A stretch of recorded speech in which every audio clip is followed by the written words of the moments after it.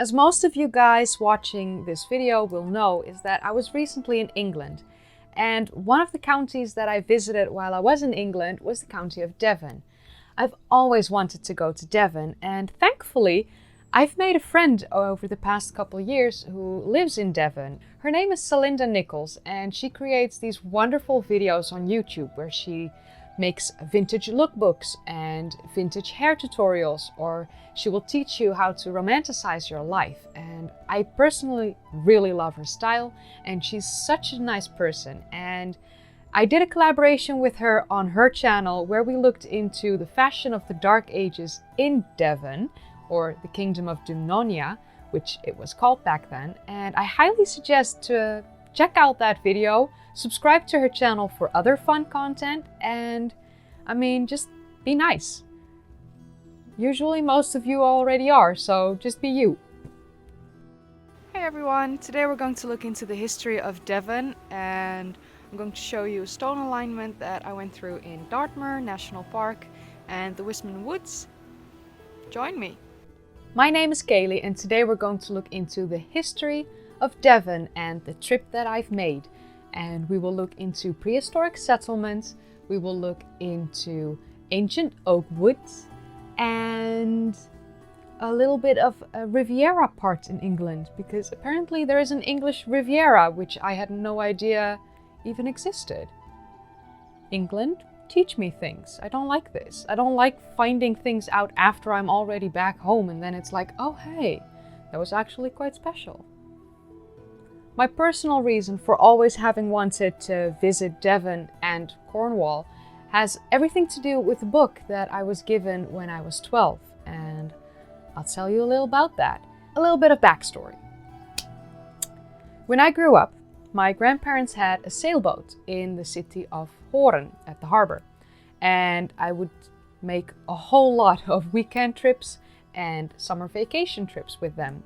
My grandparents partially raised me, so most of what you guys see in my personality and who I am as a person, like in my core, actually comes from my grandparents and not necessarily from my parents. But that aside, my grandmother and I were strolling through the city of Hoorn when I was about 12 years old, and we were preparing for a fun weekend trip when we came across a person selling books. And my grandmother loved to read, and I personally also love reading a lot. So we skimmed through the books and we decided to buy a couple. We took the books back to the sailboat, we had a fun weekend trip, and my grandmother read the book.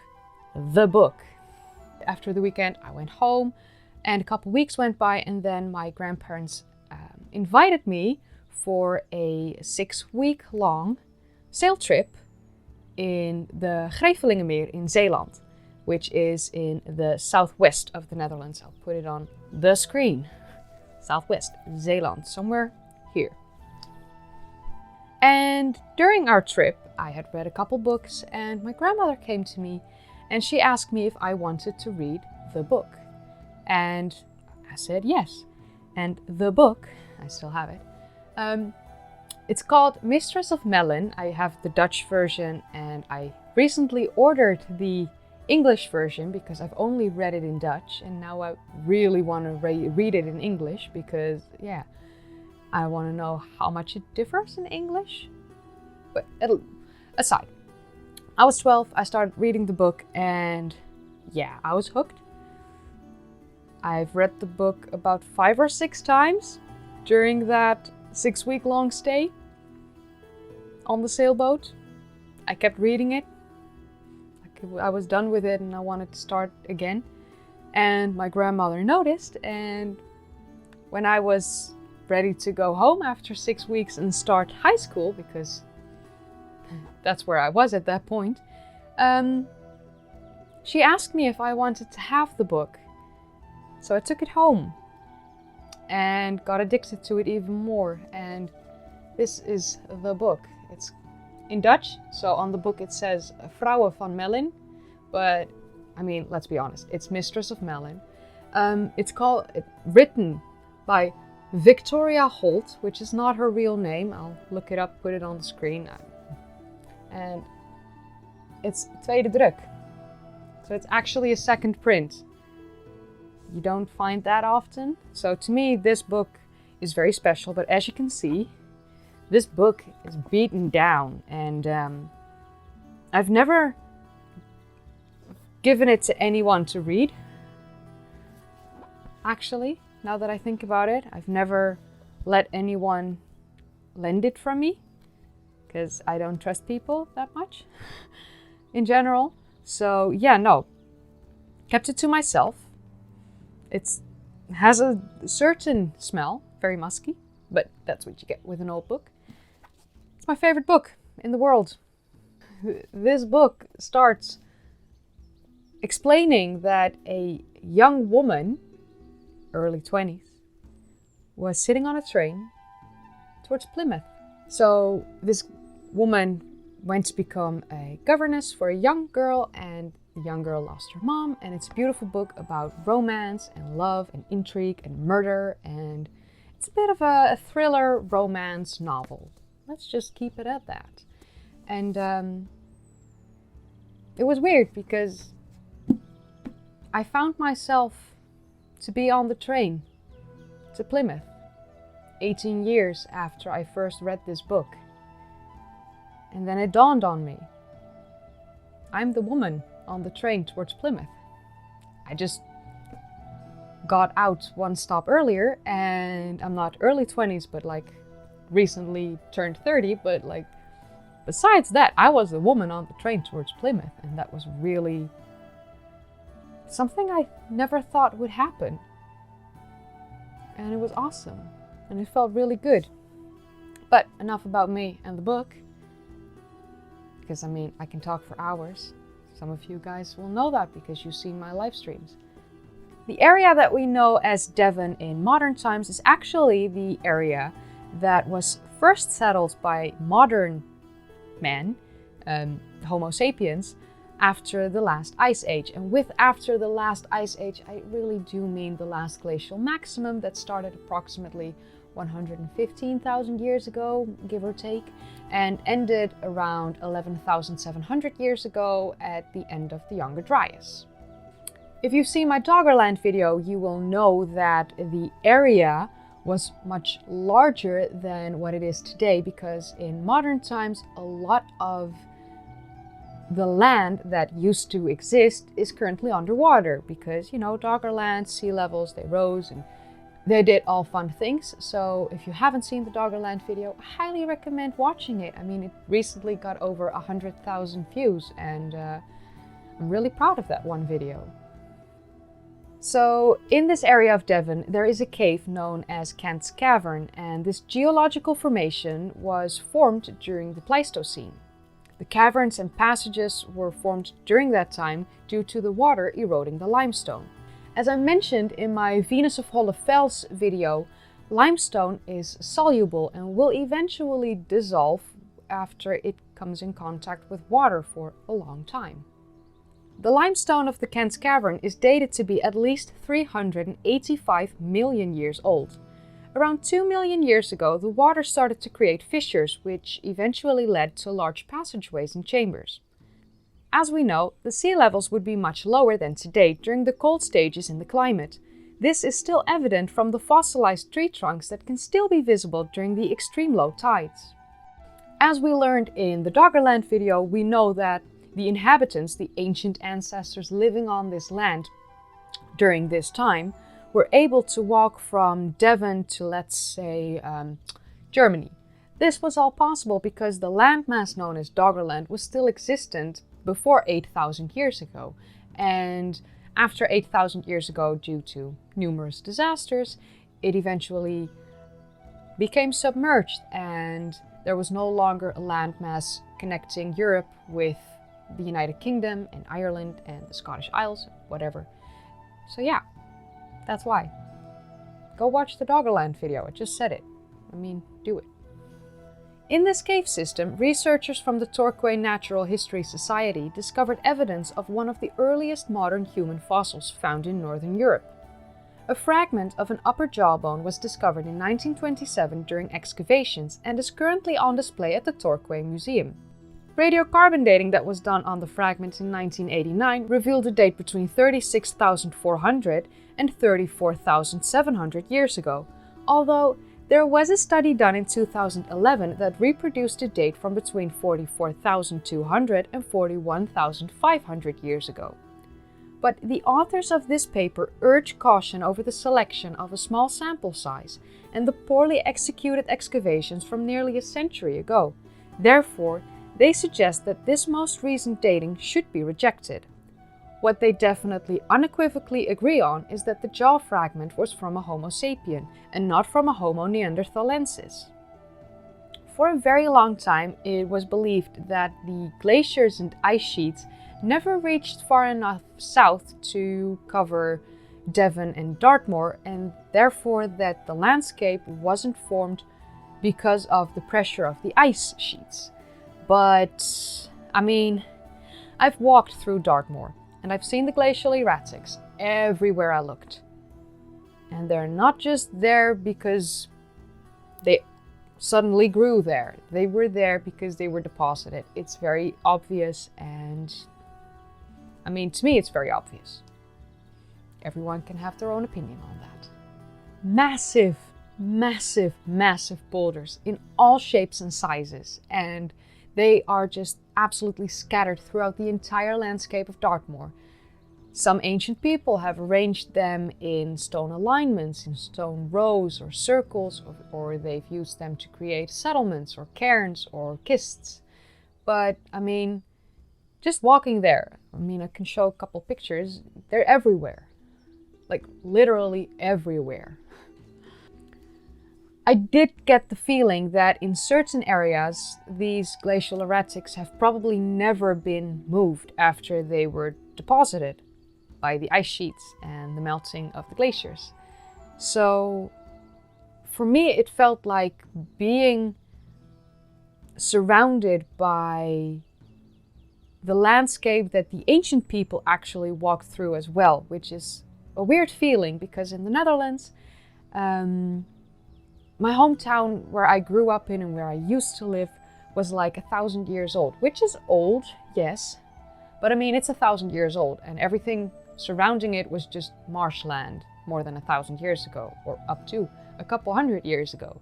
So a lot has changed. The land I live in is not the same as it was 2,000 years ago.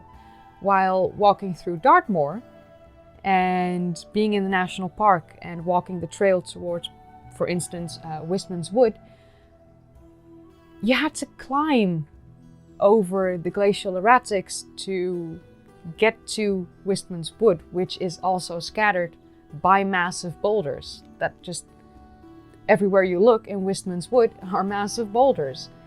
And it feels like nothing has changed there in the past couple thousand years. At least that was the feeling that I got.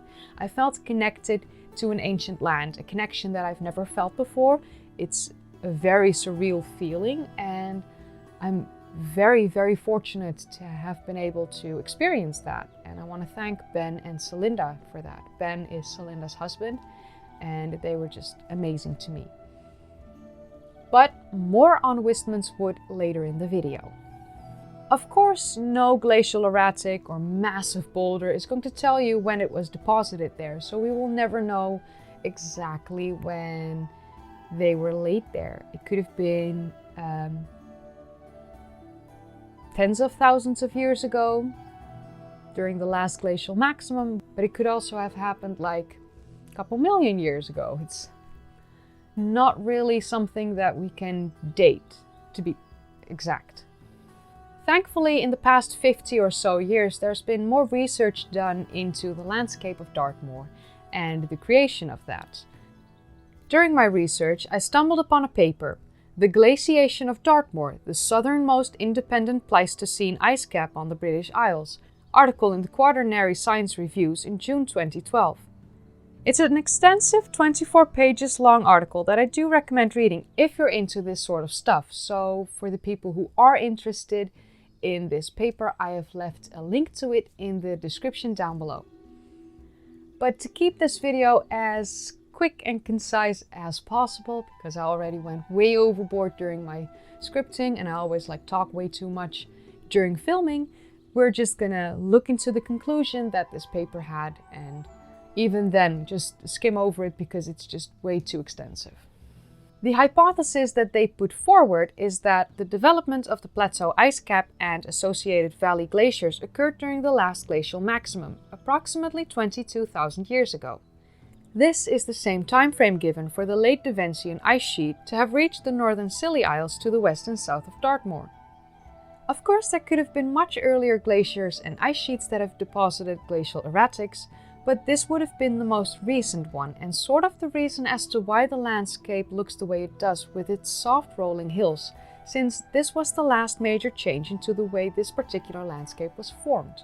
So I arrived in England on a Saturday evening, quite late, when I eventually reached Totnes, and the very first full day that I had was on a Sunday, and Celinda and her husband Ben took me to Dartmoor National Park, and this to this day has been the most surreal experience that I've had in my entire life, and that says a lot.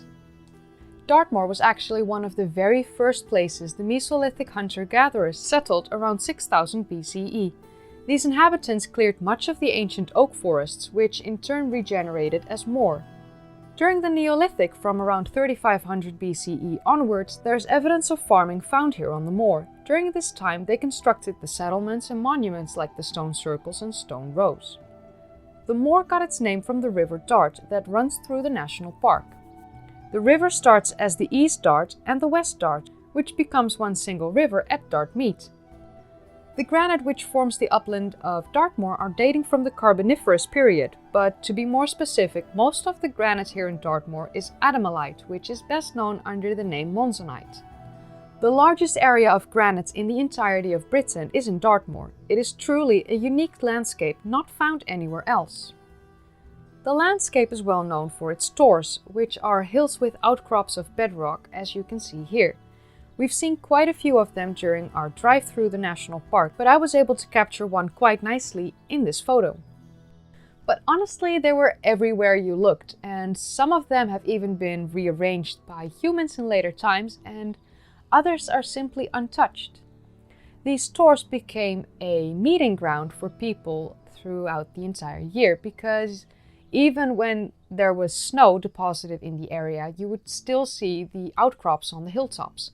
So it would be the perfect place to gather with a community or multiple communities or, whatever. Good gathering spot. Let's just keep it at that. Good gathering spot. Dartmoor actually has quite a high number of standing stones, stone circles, stone rows, cairns, kists, you name it. To be exact, there are actually more than 500 of standing stones, stone rows, stone circles, cairns and kists, and outcrops of ancient settlements. The reason that these prehistoric antiquities are preserved this well is because of the fact that they were quite suddenly abandoned when peat in the soil made cultivation of the land impossible. Among these prehistoric antiquities are the Upper Ermey, which is the longest stone row not only on Dartmoor, but in fact the longest stone row in the entire world at 3,300 meters, which is 10,800 feet long. We also have Challacombe, Beardown Man, Drizzlecombe, Grey Weathers, Score Hill, Shovel Down, Yellowmead Down, the Laughter Tor, which I saw from the car near Two Bridges, and lastly, Maryvale. And Celinda and Ben knew that I was of course into ancient stuff and standing stones, and they decided to take me to Maryvale, and at that time we didn't even know that Maryvale was like the crème de la crème of everything you can find on Dartmoor. Maryvale is one of the finest ancient settlements and alignments that you can find in Dartmoor National Park. Of course, they took me to the very best that Dartmoor has to offer. I mean, that's what great friends are for, right?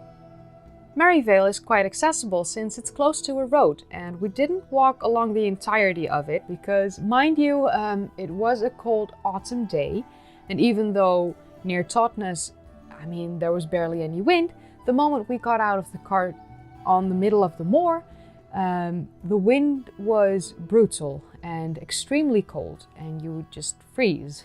You can see pictures probably on the screen of me clenching my teeth, saying, no, I'm fine, freezing my tits off. It was cold. It was really extremely cold with that wind. The archaeological features here at Maryvale all date from between 2500 to 1000 BCE, which means that they were created near the end of the Neolithic up into the Bronze Age when they were constructed. One of the fun features here is a huge rounded stone, which is often mistaken to be a chamber tomb, but in fact, this is a post-medieval apple crusher stone which was used in the process of making ciders. I personally did not see this stone, but there's no shame in it because I do like my ciders, but yeah, I prefer them from a store because it's easy. I'm way too lazy to make my own. Let's be honest. I'm Kaylee. I'm Klee. All I want to do is sleep. We walked past the section of the settlements, and we actually sort of went into a straight line towards the two double stone rows, which were incredible. Here you can see a clip of the two double row stones, and I actually end the video with Celinda hugging one of the standing stones. Everyone needs a little bit of love. At least she gave it to the stone. These two double stone rows are separated by a stream in the middle, and both double rows are made up of more than 150 stones, most of which are under 1 meter in height. One row is longer than the other and has a small stone ring near the middle. This marks the curb of a small cairn, and it's quite an unusual feature that we don't see often in stone rows, which suggests that it was the possible burial of a very important person in ancient times. There are more cairns and standing stones and kists here in this area, but like I said, the wind was extremely cold and brutal, and I was only in Devon for a few days, and this made time quite limited, and we wanted to make the most of my entire trip there, so we went our merry ways. And we went back to the area of Two Bridges, which we passed along earlier. I also ate a Devon scone with the cream and the jam at Two Bridges, and I actually put the cream first and then the jam, and if everyone agrees with me that that's the way, then that's the way, and if you disagree with me, I'm sorry that I offended you. I'm not sorry though. It was delicious and I like it and I want to eat more of it, and I can't find it here, and now I'm very pissed off because I want scones. Give me scones. Don't be nasty. Don't be rude. Just give me the scones. But I'll leave the section of Maryvale with a picture I took from Ben, standing in the middle of one of the stone circles. He goes all out for it. So yeah, it was really a wonderful experience to be there, and I'm definitely planning to go back to Dartmoor in the next year because I want to see the moor during springtime, and I want to see what it feels like to walk there when the wind is a little bit warmer. Would be pleasant, because then I will have more time to experience walking among these ancient stones. So yeah, probably next year. Fingers crossed. But like I said, we drove back to Two Bridges and we parked the car, and then we started our hike towards Wistman's Wood. This, I want to preface, is one of the most difficult hikes I've ever been on in my entire life. I am used to walking, I'm used to running, I'm used to being active, I'm used to hiking. I'm not used to hiking in a hilly terrain because I come from the flattest country that you can imagine. And I'm also not used to having to climb over glacial erratics during my hike. Let's be honest, it wasn't just one or two, they were absolutely everywhere, so that was an experience. So yeah, one of the most difficult hikes I've ever been on, but as soon as we reached Wistman's Wood, and let me also clarify for you, as you can see in this picture, it looks like a shrubbery. It looks like such a cute shrubbery in the distance. I mean, do you see? It's a cute shrubbery. Those are actual big trees that tower over you, but from a distance it looks like a very cute shrubbery. It's a bit bigger than you expect it to be from a distance, but it's still small. It's not massive, no. But it is a very surreal experience to stand there, and that becomes quite apparent the moment you enter this wood. So this ancient piece of forest in modern times isn't big, and from a distance it really does look underwhelming. But that's all up until the point where you get close enough, and before you know it, you blink twice and you're just mesmerized and find yourself in a completely different world. This piece of land, known as Wistman's Wood, has been mentioned for many hundreds of years, and most likely is a leftover from the ancient forest that covered much of Dartmoor around 7000 BCE, before the hunter-gatherers in the Mesolithic era around 5000 BCE cleared most of the forest in and around the moor. The entire area that makes up Wistman's Wood covers an area of approximately 3.5 hectares, which is about 8.6 acres, and it's split into three main areas: the North, Middle, and South Groves, and they are owned by the Duchy of Cornwall, and since 1961 it's been managed under a nature reserve agreements with the Nature Conservancy Council. Most trees within the wood are oak, but there are a couple rowans, holly, hawthorn, hazel, and eared willow trees as well. As you can clearly see from my photos and footage, nearly all trees and boulders are covered in mosses and lichens, and there are some boulders with patterns on them. I looked at them from up close and heard that they've looked like this for many a decade from multiple sources, so it's possible that in the past, a couple decades ago at least, there was something done to make patterns grow on certain boulders. But it's also possible that this was done in more ancient times and therefore it still has those patterns. What I didn't know at the time, which is probably a good thing, and I'm not sure if my friends Ben and Celinda know about this, but if they didn't, well, now you know. Apparently, there is a species of animal living inside this ancient oak wood, and it's probably best that I didn't know about it while I was walking there, and I'm really, really, really, really, really happy. My God, am I happy that I didn't step on one or get bitten by one. Apparently, there is a big population of adders in the wood.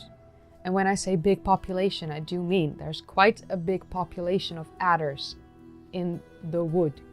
This adder is of the type Vipera berus. It's also known under the common European viper name, and yeah, they're snakes.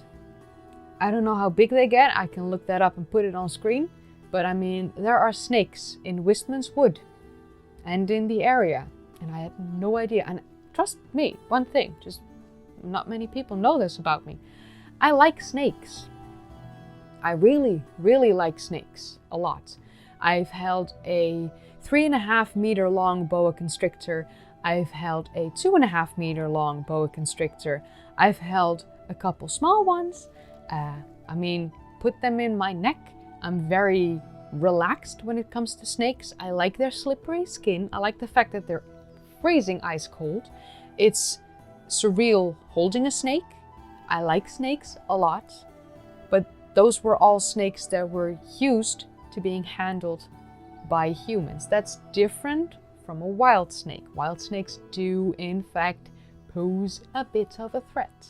So it's probably best that I didn't know that there were snakes there, because I would have never walked around as relaxed and carefree like I did while I was in the wood.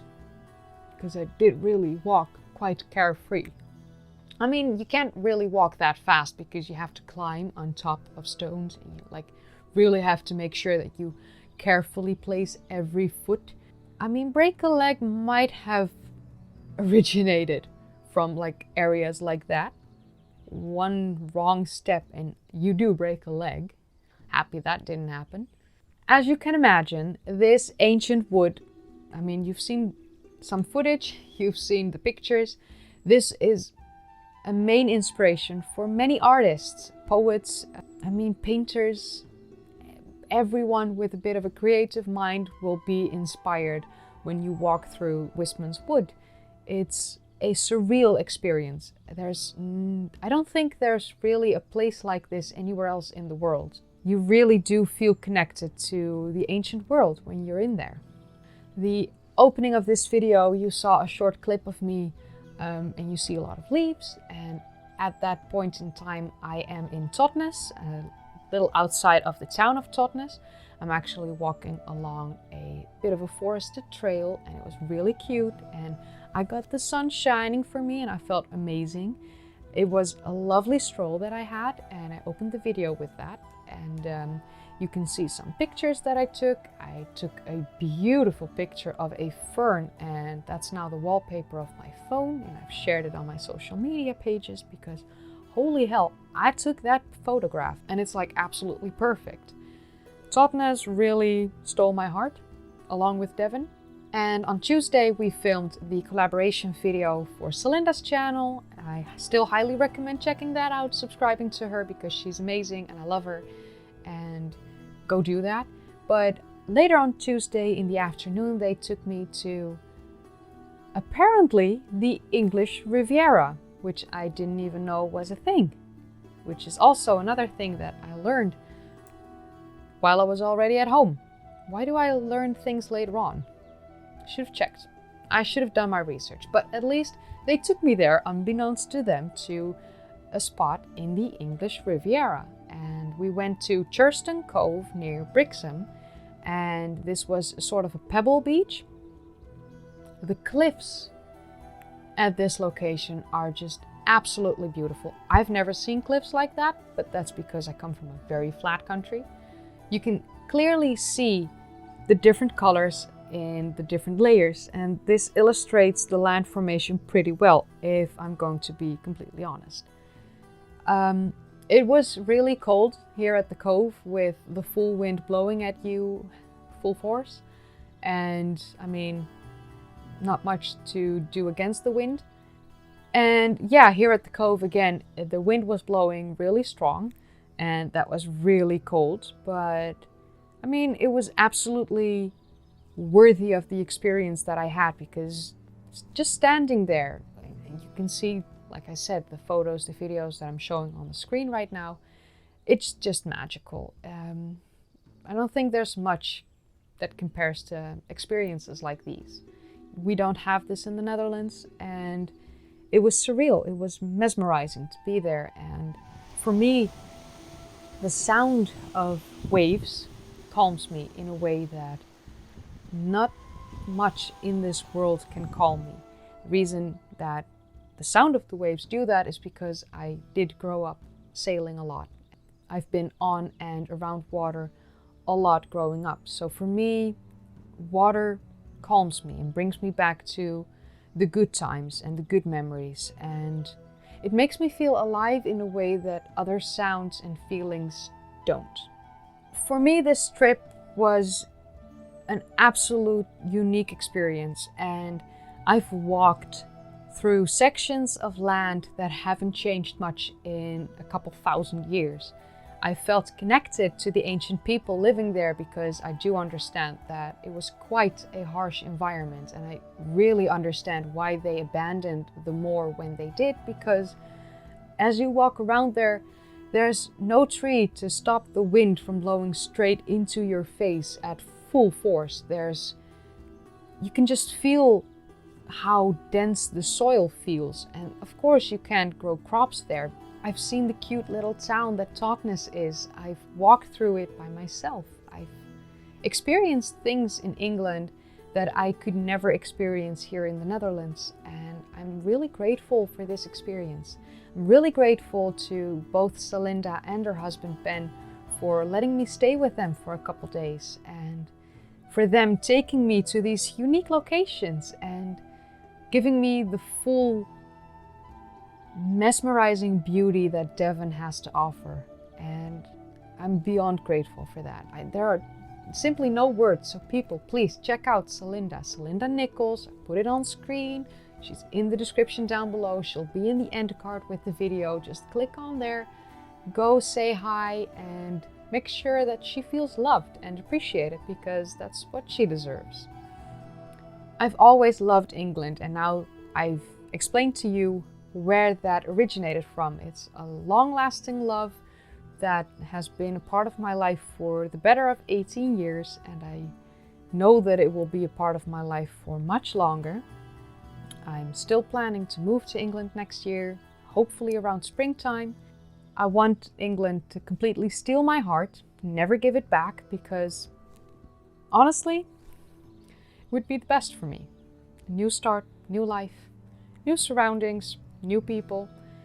And this trip for me solidified the love that I've always felt for the country. So hopefully they'll take me.